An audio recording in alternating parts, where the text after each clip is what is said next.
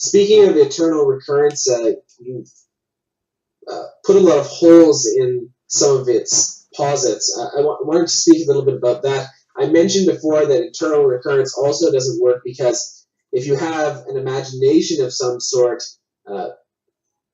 watching the event itself, it cannot endlessly reoccur the same way depending on who's watching it.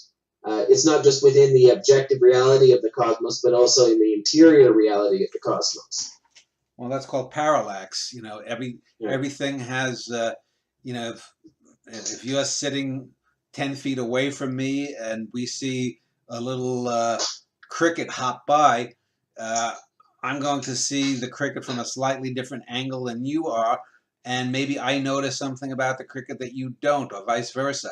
And in fact, just oddly, that came to me because I did actually see a cricket today on my lunch when I went to gas up my car, and I saw this cricket just come in the parking lot. But anyway, see, that's how these things come, is that I just used an example that just came to me subconsciously, and then I recalled that this actually happened to me today, that I saw this cricket or grasshopper or something in that cicada family come by me. But that shows my mind working on a different level, answering these questions, but still these little things pop in, and boom, it's that convective kind of memory. And that's one of the things that you have to develop or try to develop. Just keep going, keep churning, and whatnot. Let's speak about the two Coke fallacy too. You dub it more the two Coke ploy of poor argumentation, where one person, it's sort of moving the goalpost, as you say in Philosophy 101, where one person mentions something and then they have no real argument against it, but decides to bring something up from the past, dredging it up as a way to defend themselves. Yeah, well, you say, Dan, I hate you. You always put me down. You act like I have a speech impediment because I can't do the pronunciation right. And then I say, oh yeah, well, you got body odor. How about that? So my answer to you has nothing to do with your claim you against point me. that out to me, and I say, well, you've got love handles. Yeah, and so that's it's not dealing with the thing. And that's. And you see this, it's rampant now on the internet, you know, when people argue, just whenever I go online, it amazes me how people cannot stay on topic. They're talking about this thing, maybe they're talking about how much they hate Donald Trump, and I say, well, vote third party, don't vote Democrat. They say, you're just throwing away your vote. And they go, and I mean, I wish I had a real-time thing and a camera, and I could say, now I'm going to type this. Now watch, the odds are this person is going to say this. I could probably get 80 to 85% of the responses correct just by saying these little things that'll get these mindless twits to just do that kind of thing. And that's what the two Coke fallacy, or the two Coke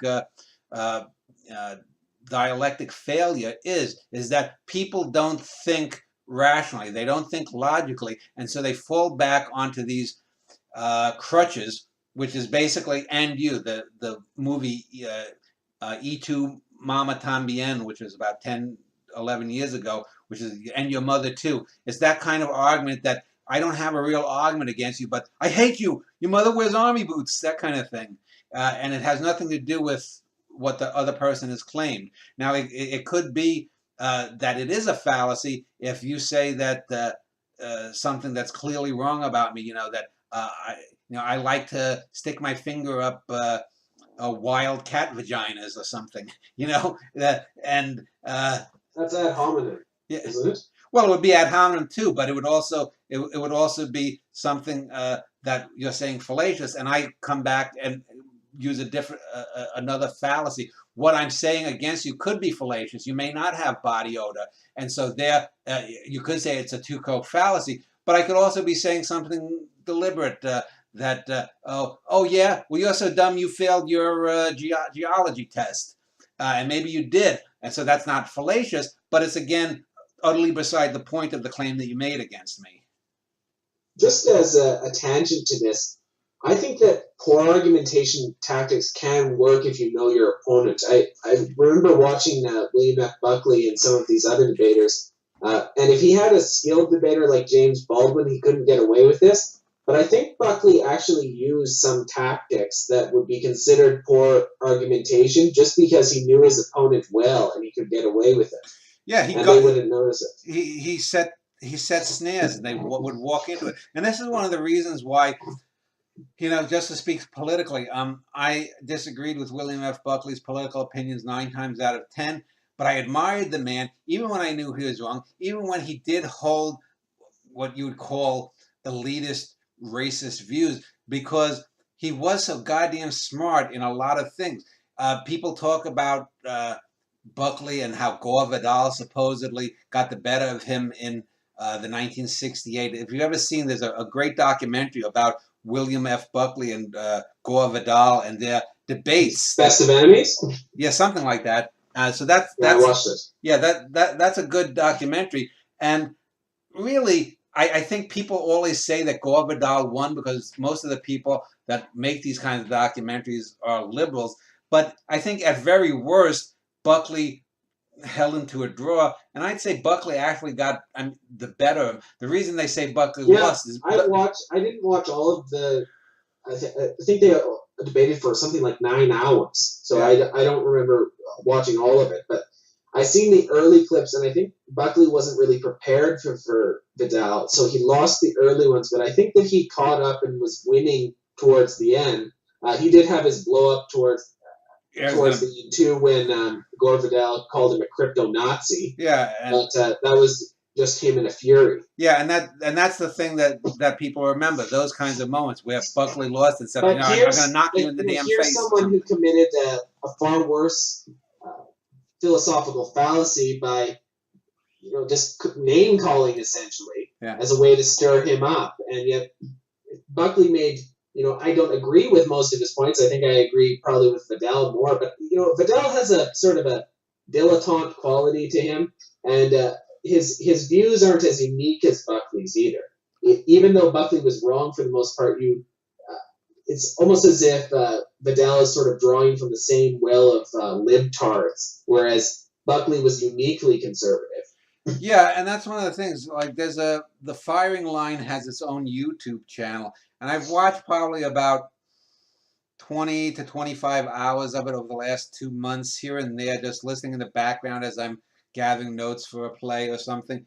And if you listen to Buckley talk about social issues, even if you disagree with him, he's always allows his opponents to make their points, even if he disagrees with them. He's generally he's not the arch conservative on a lot of things that you would expect. There's a show that he did with a guy who was one of these people who thinks blacks would congenitally inferior mentally. The guy's name I forget. He was a Nobel Prize winner, but he had this bizarre theory outside the realm of his expertise. And even Buckley is really just sort of sets a number of snares for this guy to just walk into and trip himself up.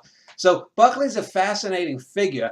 I think he's gotten a bum rap because people say, well, because 55, 60 years ago when he wrote his famous book, or 70 years ago now, God and Man at Yale, or whatever it was called, that somehow inevitably led to Trump. That's a load of shit. Donald Trump has nothing in common. Donald Trump is actually someone who, for most of his public persona, claimed to be a liberal. He was for abortion rights. He was for a lot of the stuff. He's a New Yorker, so New Yorkers are not that conservative. But he's an opportunist. He seized power, and he's the consummate city slicker who's conned all these gullible country bumpkins to vote for him. So anyway. Buckley, too, never resorted to some of the nastiness that Gore Vidal often did in any of his debates. He's very respectful. I don't think he was respectful with Gore Vidal, but that's because shots were fired first from Vidal. Yeah. And Buckley simply responded. Yeah. And, I agree.